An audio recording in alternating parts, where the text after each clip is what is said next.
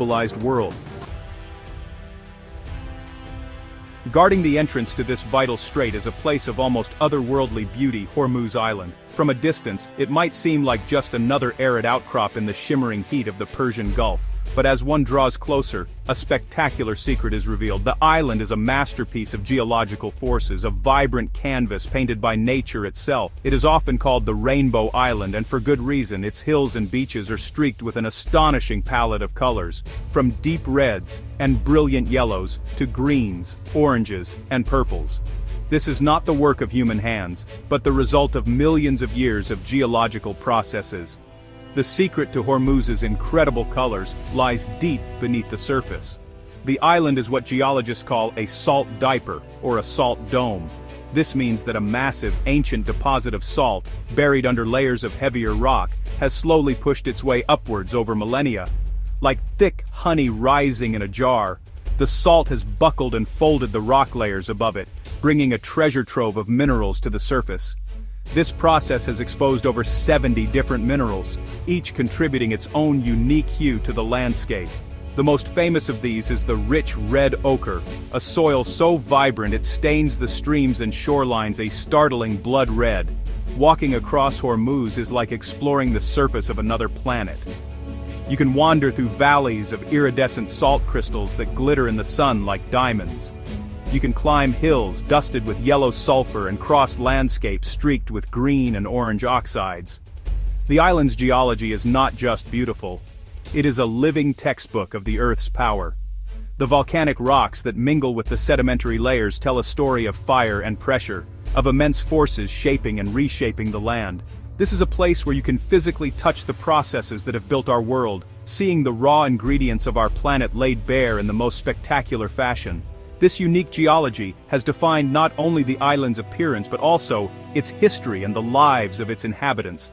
The colorful soils have been mined for centuries, used as pigments for art, cosmetics, and even as a spice in local cuisine. The edible red soil, known as gilak, is used to flavor a special kind of local bread. The very ground beneath their feet provides both beauty and sustenance. Hormuz Island is a powerful reminder that the Earth's story is etched into the landscape, a dramatic and colorful tale of pressure, time, and the slow, inexorable movement of the planet itself. The strategic location of Hormuz Island did not go unnoticed by the great powers of history. Long before oil became the world's most precious commodity, the island was a hub of maritime trade, a coveted prize for any empire seeking to dominate the Persian Gulf. In the early 16th century, the Portuguese, with their powerful navy and global ambitions, set their sights on this small but crucial piece of land. They recognized that to control the trade routes to India and the Spice Islands, they first had to control the gateway to the Persian Gulf. And so, in 1507, they captured Hormuz and began constructing a formidable fortress. The Fort of Our Lady of the Conception, as it was known, was a marvel of military engineering for its time. Its thick, imposing walls, built from the island's own reddish stone, rose directly from the coastline, a stark symbol of European power in an Asian sea. For over a century, this fortress allowed the Portuguese to command the strait, levying taxes on passing ships and funneling immense wealth back to Lisbon.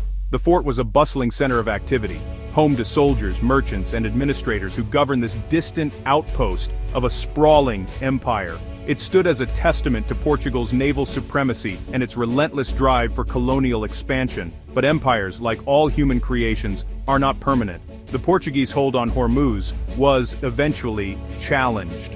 A powerful alliance between the Persian Safavid Empire and the English East India Company, both eager to break the Portuguese monopoly, laid siege to the island. In 1622, after a fierce struggle, the fort fell. The Portuguese were expelled, and their century of dominance came to an end. The fortress, once a symbol of unshakable power, was abandoned. Its purpose was gone, and it was left to the mercy of the wind, the sun, and the salt-filled air of the Gulf. Today, the ruins of the Portuguese fort stand as a silent, crumbling monument to the past. The red stone walls are slowly being eroded by the elements, their sharp edges softened by time. Nature is steadily reclaiming what was once a bastion of human power. Seabirds nest in its crevices, and the relentless sun beats down on its empty courtyards. The fort's decay is a powerful lesson in impermanence. It shows how even the mightiest empires eventually fade, their grand ambitions turning to dust. The land, however, endures. The fortress serves as a poignant reminder that history is a cycle of rising and falling powers, all playing out on a stage set by the enduring forces of nature. The people who live on Hormuz Island, known as Hormuzis, are a testament to human resilience and adaptation. For generations they have carved out a life in this beautiful yet challenging environment. Their existence is intrinsically linked to the two dominant features of their home: the colorful, mineral-rich land and the vast, bountiful sea.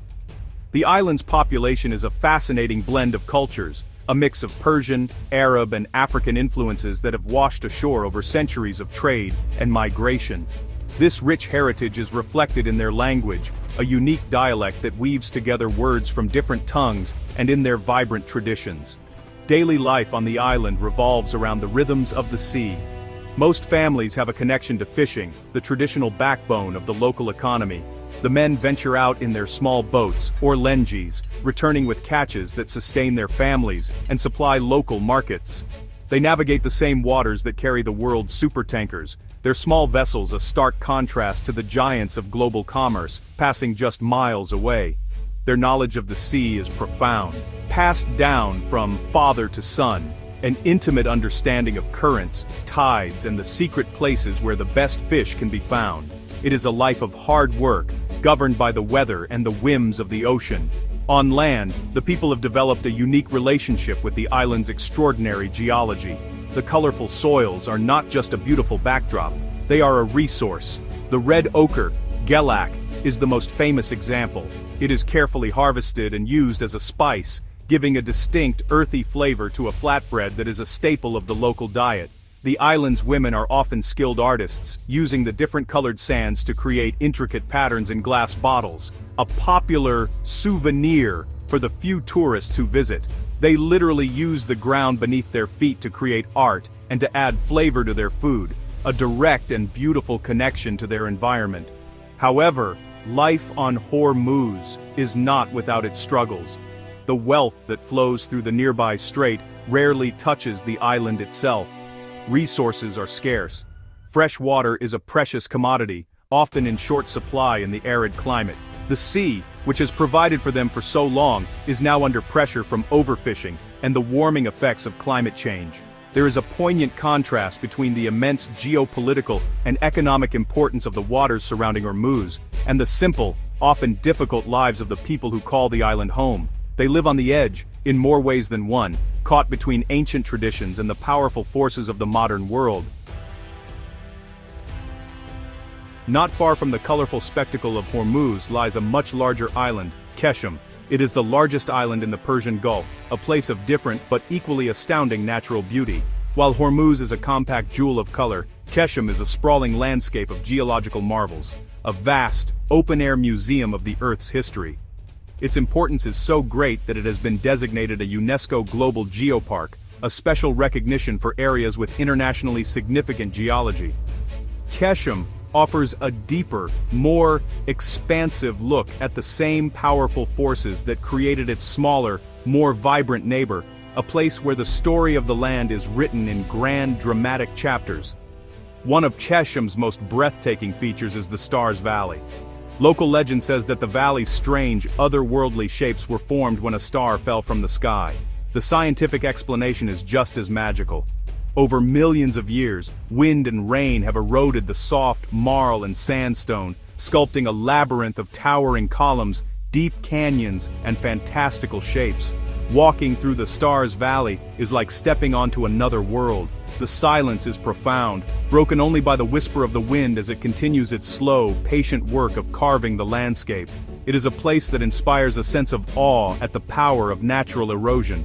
Qeshm is also home to the longest salt cave in the world, the Namakdan Salt Cave. This incredible natural wonder stretches for over 6 kilometers into the earth. Inside, a hidden world of beauty awaits. The walls and ceilings are adorned with glistening salt crystals and delicate salt chandeliers that sparkle in the light of a torch. Salty streams flow through the cave's passages, creating an environment of surreal beauty. Exploring this cave is a journey into the heart of a salt dome, similar to the one that formed Hormuz, but here you can walk right inside it. It provides a direct, tangible experience of the geological processes that have shaped this entire region. The island's coastline is just as remarkable.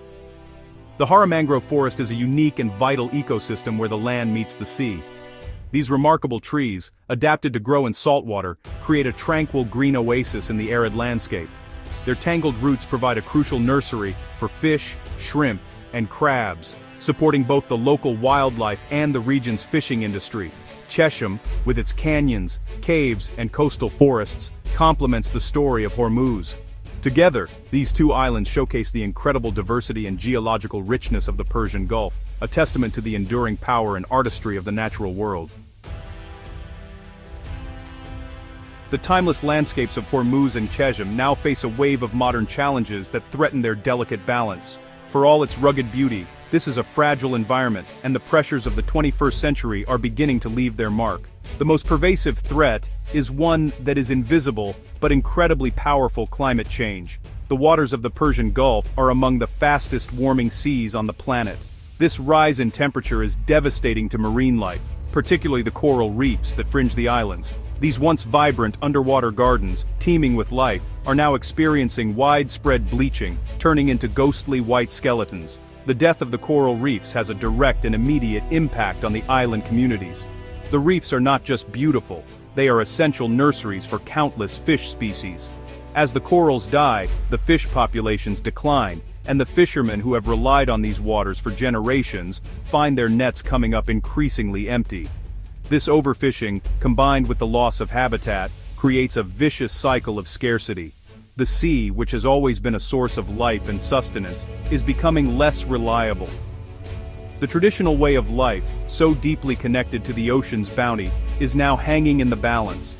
On land, the challenges are just as pressing. Fresh water has always been a precious and limited resource on these arid islands. With changing weather patterns and longer droughts, the scarcity is becoming more acute. Managing water is a constant struggle for the local communities. Furthermore, the very geology that makes Hormuz so unique is under threat. The rising popularity of the island among tourists has led to an increase in unregulated and sometimes destructive behavior. Visitors walking over fragile mineral formations or taking large amounts of the colorful sand can cause irreversible damage to the delicate landscape that took millions of years to form. The islanders find themselves caught in a difficult position. Tourism brings much-needed income to a community with few economic alternatives. However, if not managed carefully, it can destroy the very beauty that attracts visitors in the first place. There are also restrictions on how the local population can use their resources, caught between government regulations and the need to survive. The people of Hormuz and Qeshm are on the front line, facing a complex web of environmental, economic, and social pressures. Their future depends on finding a sustainable path forward, one that protects their extraordinary home while allowing them to thrive. The Strait of Hormuz and its islands are more than just a strategic waterway or a geological curiosity. They are a profound meditation on the nature of power, time, and change. When we look at the crumbling walls of the Portuguese fort, we are seeing a physical manifestation of impermanence. The ambitions of a mighty empire, which once seemed so absolute, have been ground down by centuries of sun and salt. It is a powerful reminder that human power is fleeting. Empires rise and fall, borders shift, and fortresses decay, but the land and the sea remain, governed by their own ancient and inexorable rhythms. This region teaches us about the remarkable adaptability of both nature and humanity. Life here has always been about making the most of what is available. The people of Hormuz use the very soil as a spice, a direct and intimate connection to their environment. The mangrove trees of Qeshm have evolved to thrive in saltwater, creating a vibrant ecosystem where few other plants could survive. This is a story of resilience, of life finding a way in a challenging landscape. It serves as an inspiration, showing us that survival is not about brute force, but about clever adaptation and a deep understanding of one's surroundings. Yet, this region also serves as a stark warning. The contrast between the immense wealth of the oil tankers passing through the strait and the struggles of the local fishermen highlights the deep inequalities of our modern world. The bleaching of the coral reefs and the scarcity of fresh water are a local symptom of a global crisis. What is happening in the Persian Gulf is a microcosm of the challenges we all face. It shows how our global consumption patterns and the changing climate can have devastating impacts on fragile communities and ecosystems thousands of miles away. Ultimately, places like Hormuz and Qeshm compel us to reflect on our own place in the world. They show us the immense and patient power of nature, a force that sculpts landscapes over millions of years. They reveal the fleeting nature of human ambition and the enduring spirit of human resilience. As we watch the sun set over the Strait of Hormuz, casting a golden light on the water, we are reminded of the delicate balance we must strike. A balance between progress and preservation, between our needs and the needs of the planet. The lesson from this ancient crossroads is clear. We are a part of nature, not its masters, and our future depends on learning to live in harmony with it.